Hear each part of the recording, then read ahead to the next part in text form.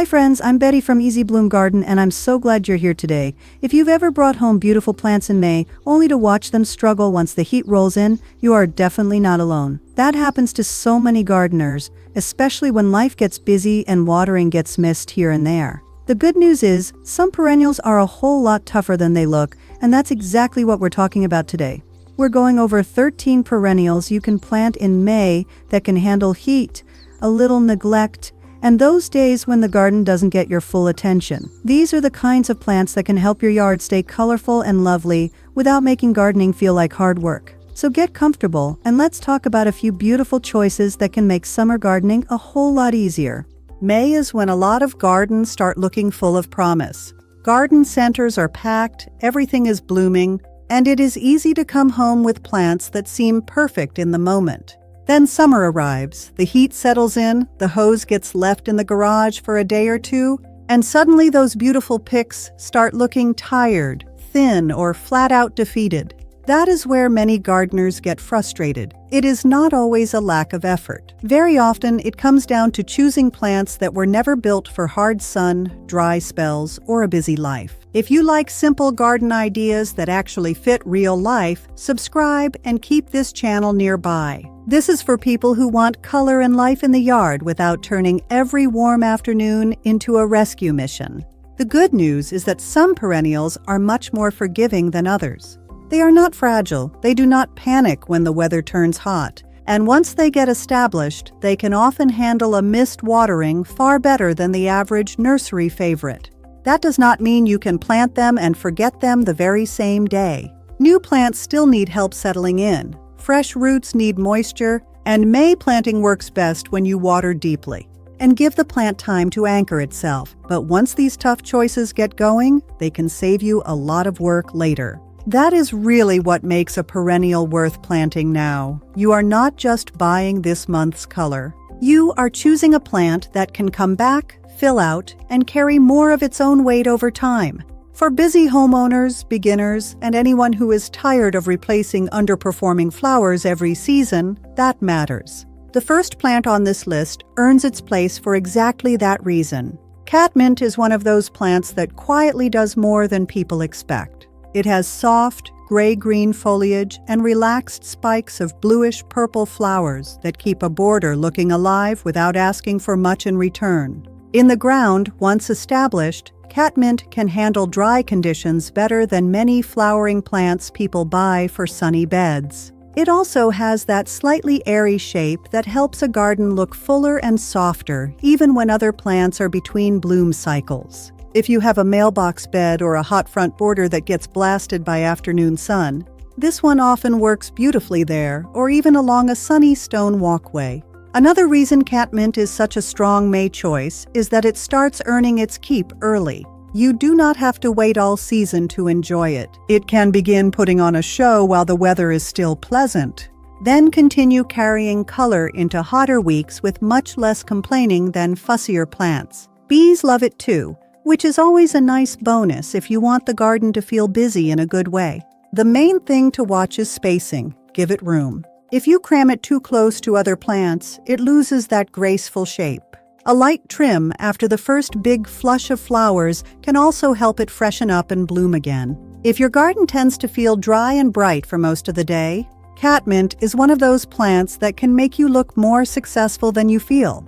And that brings us to another perennial that does something similar, but with a brighter, sunnier personality. Coreopsis is cheerful in a very reliable way. It gives you yellow, gold, or warm-toned flowers that brighten a bed fast.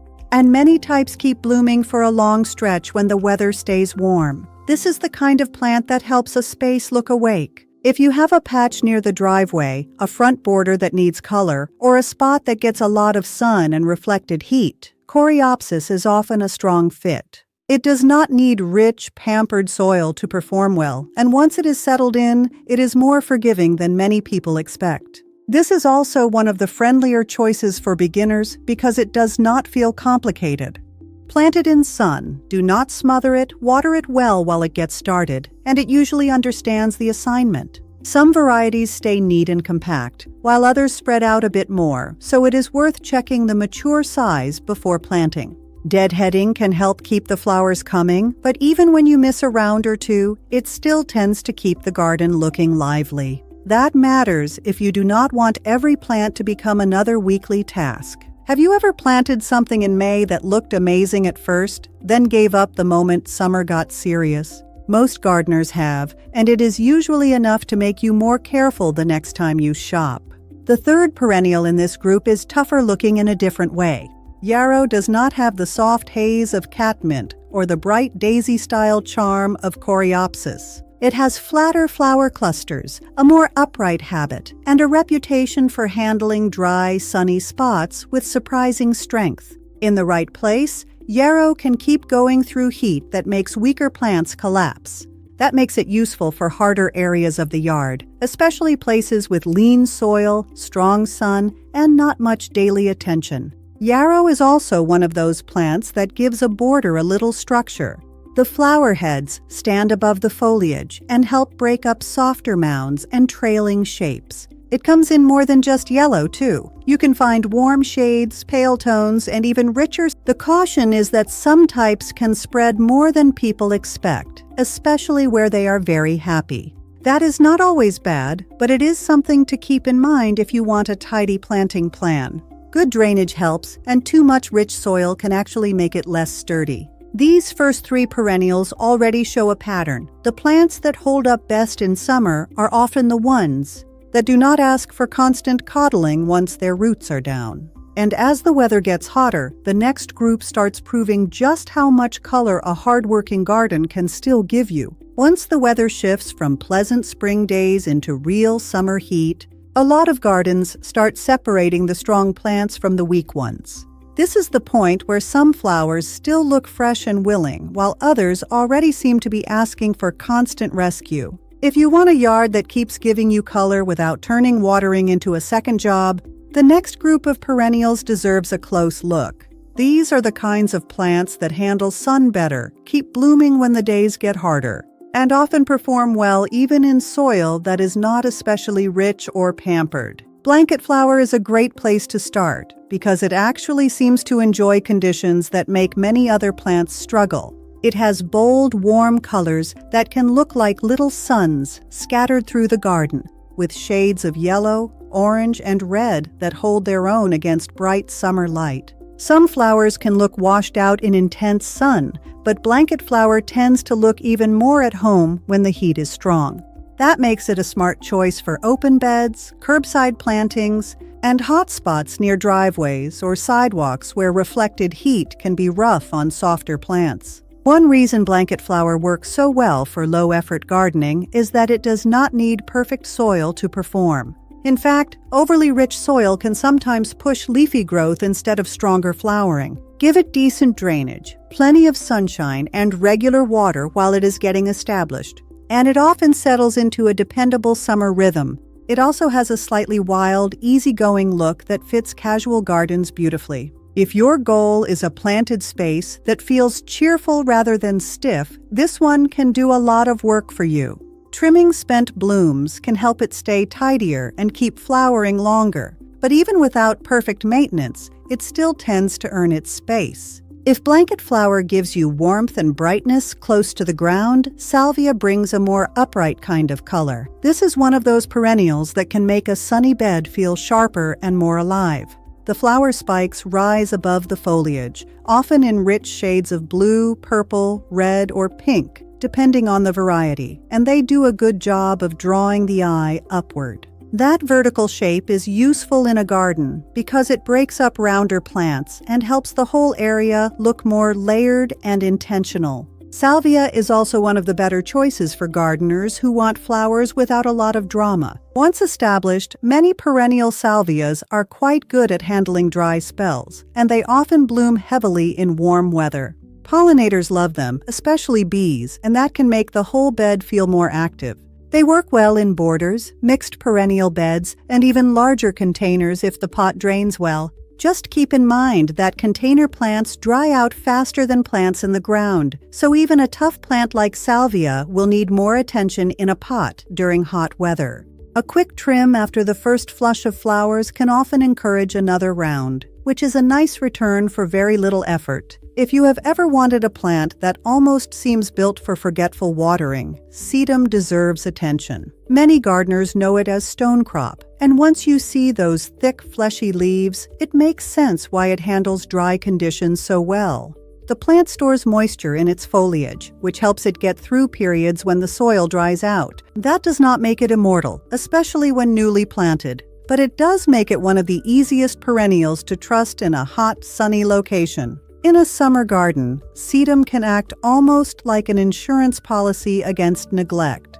There are different kinds of sedum, but many of the most useful garden types offer sturdy mounds of leaves followed by flower clusters later in the season. Some stay low and spread, while others stand more upright. Either way, they are especially valuable in places where other plants might sulk, such as gravelly beds, hot borders, and areas with lean soil.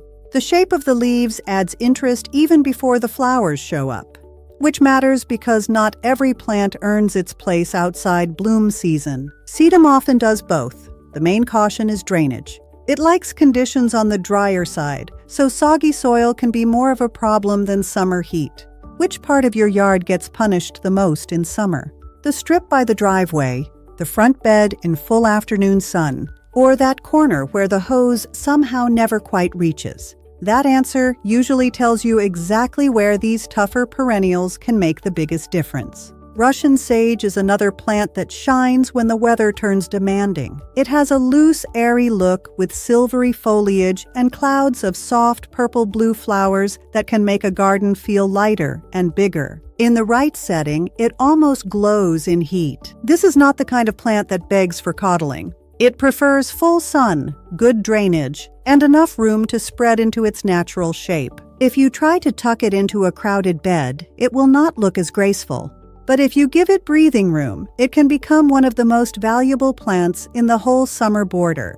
What makes Russian sage especially useful is the contrast it brings. Next to bolder flowers or greener foliage, its silvery stems and hazy blooms soften everything around it. That can help a bed look more balanced, especially in the hottest months when some gardens start feeling heavy or tired. It is also one of the better choices for dry climates or gardeners who want a plant that keeps visual impact high, without demanding constant watering. The caution here is patience. It may not look huge the moment you plant it, but once settled, it can take up more space than expected. That is a good problem if you planned for it. By now, a pattern is becoming clear. The perennials that carry a garden through heat are often the ones with built-in advantages. Smaller or tougher leaves, strong roots, good drought response, or a natural ability to keep blooming without rich soil and endless attention. But color alone is not the whole story. Some of the most satisfying plants are the ones that also forgive you when life gets busy. And that is where the next group really starts to stand out. By the middle of summer, most gardeners can tell which plants were truly worth the effort. Some still look healthy and full even when the week gets busy or the weather turns rough. Others begin to fade the moment care becomes less than perfect. That is why forgiving perennials matter so much. They give you beauty, but they also give you breathing room. If you miss a watering, if the heat lingers longer than expected, or if one part of the yard never gets as much attention as it should, these are the kinds of plants that are far more likely to keep going without making the whole garden feel like it is slipping away. Coneflower is one of the best examples of that balance. It is colorful, strong, and dependable, but it never feels fussy. Once established, it can handle heat and dry stretches better than many flowering perennials people buy on impulse in spring. The blooms are easy to recognize, with raised centers and petals that often droop slightly downward. And they bring a natural summer look that works in both casual and more structured gardens. Purple is the classic color most people picture first, but there are many varieties now in whites, pinks, oranges, and deeper shades too. What makes coneflower especially useful is the root system. It tends to anchor itself well once settled, which helps it ride out dry weather better than shallow-rooted plants. It also blooms at a time when many gardens need fresh energy. If your spring flowers have already had their moment, coneflower can help carry the garden forward. It is a great fit for sunny beds, mixed borders, pollinator gardens, and spots where you want something steady without constant attention. Deadheading can help if you want a tidier look or more blooms, but many gardeners leave some seed heads in place because birds enjoy them later. That means it can keep giving something back even after the main flowers fade. Close to that same dependable category is Black-Eyed Susan. This is the kind of perennial that makes a garden feel bright and alive without acting delicate about it. The golden yellow petals and dark centers are bold enough to stand out from a distance, which makes them very useful in larger borders or anywhere you want a strong punch of color that can still hold up in summer conditions. It is one of those flowers that tends to look friendly and familiar. But behind that simple appearance is a plant that can take a fair amount of sun, heat, and less than perfect care. Black-Eyed Susan is often a smart choice for gardeners who want something reliable without a lot of guesswork. Plant it in a sunny spot, give it decent drainage, and keep the new planting watered until the roots settle in. After that, it usually asks for far less than people expect. Over time, clumps can fill out nicely, and in some gardens it can even spread enough to help cover more ground. That can be useful if you want a fuller bed without buying endless new plants every year. It also mixes well with grasses, salvia, coneflower, and other strong summer performers, so it is easy to work into a low-maintenance planting plan. If the first half of this list has focused mostly on flowers, lamb's ear changes the mood a little by showing how much foliage matters in a hard-working garden. This plant is loved for its soft, silvery leaves, which almost look like they belong in a garden built to stay cool and calm, even when the weather is rough. The texture alone makes it worth considering. It can brighten the edge of a bed, soften the look of stones or pathways, and contrast beautifully with greener or darker plants nearby. In hot, dry areas, that silver coloring also makes visual sense. It looks like the kind of plant that knows how to live with sun. Lamb's ear is especially useful if you want something low and spreading that handles lean soil reasonably well and does not beg for constant watering once established. It works nicely along borders, in dry beds, or around stepping stones where softer plants might struggle. The main thing to watch is moisture. This is not a plant that loves soggy conditions or poor airflow. In humid climates or heavy wet soil, the leaves can start looking shabby. So while it is easy going in the right spot, placement matters. Give it sunlight, decent drainage, and enough space to stay dry around the base, and it often becomes one of the easiest plants in the bed.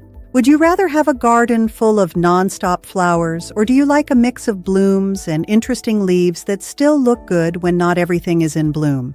That answer can shape your whole planting style more than people think. Daylily is another perennial that gardeners return to again and again because it simply makes life easier. This is one of the most forgiving plants you can add to a sunny or lightly shaded bed. And once it gets established, it can handle heat, inconsistent watering, and general neglect far better than many people expect from such a showy flower.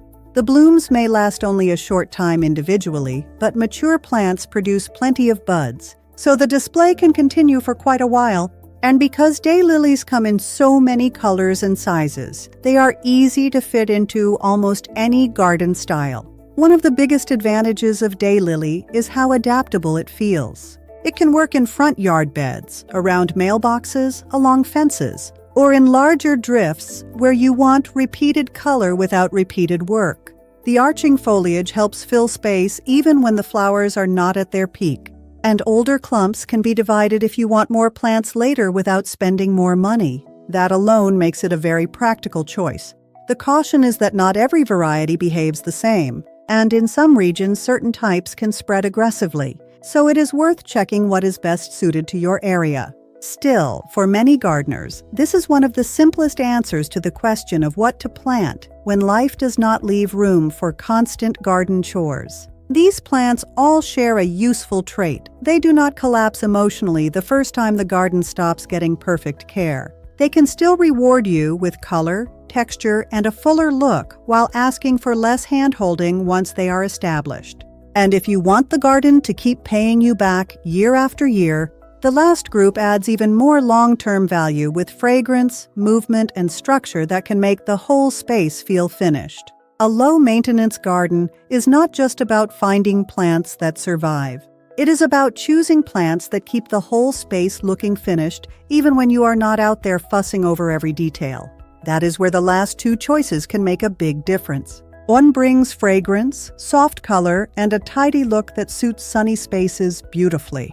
The other adds movement, texture, and a kind of quiet strength that helps the garden feel fuller for much longer.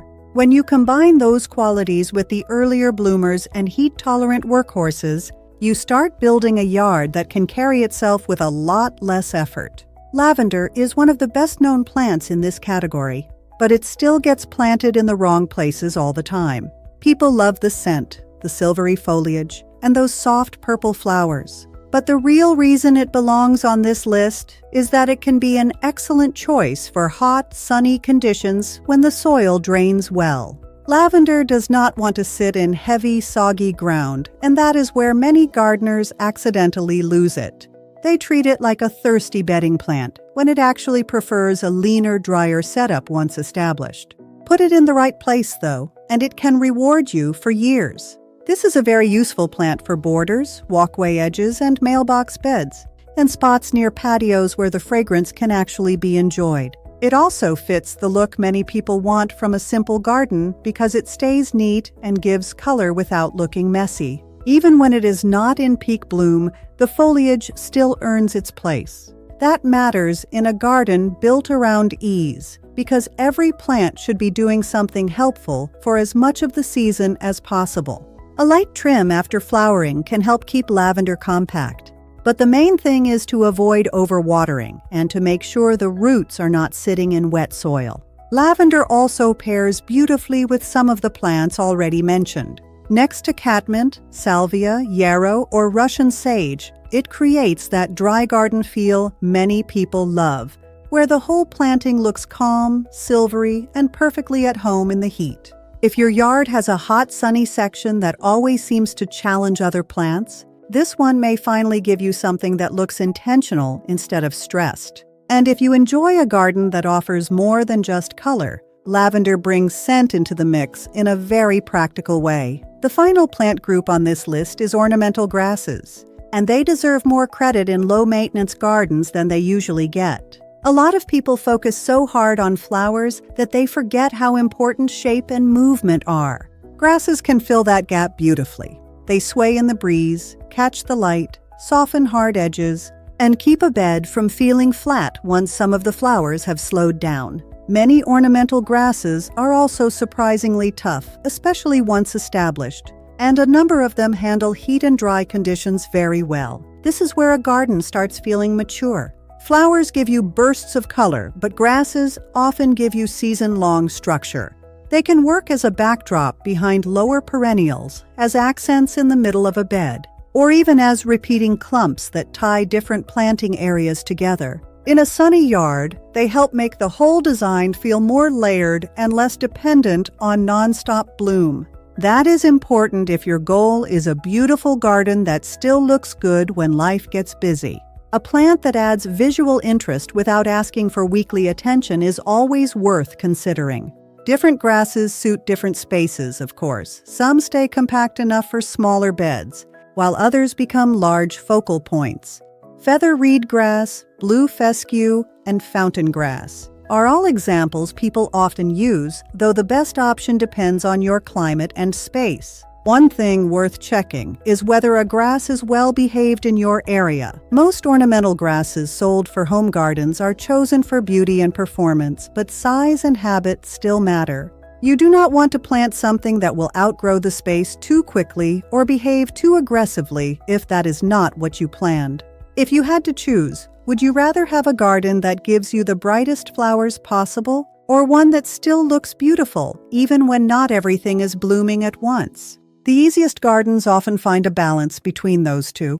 Now that all 13 plants are on the table, the smartest way to use them is not to run out and plant one of everything at random. A better plan is to pick 3 to 5 that suit your exact conditions and build from there. Look at how much sun your space really gets. not how much you wish it got. Pay attention to the soil too. Is it quick draining and dry, or does it stay damp after rain? That alone can help you avoid mistakes with plants. Grouping plants with similar water and sun needs will also make the garden easier to manage, because you are not constantly trying to care for opposites in the same bed. May is a great time to plant because the soil is warming up, and roots have time to settle before the hardest stretch of summer. Still, even the toughest perennials need help in the beginning. Deep watering matters during establishment. Mulch helps too, especially if you want to hold moisture in the soil and reduce weed pressure around young plants. The goal is not to baby them forever. The goal is to help them get rooted well enough that they can start showing the resilience you bought them for in the first place. That is really the difference between a garden that survives and a garden that feels manageable. You are not chasing perfection. You are choosing plants that can meet you halfway. If this gave you a few easier ideas for your own yard, subscribe for more practical gardening help that keeps things simple. A strong garden does not have to be delicate, and some of the best-looking yards are built with plants that know how to handle real life.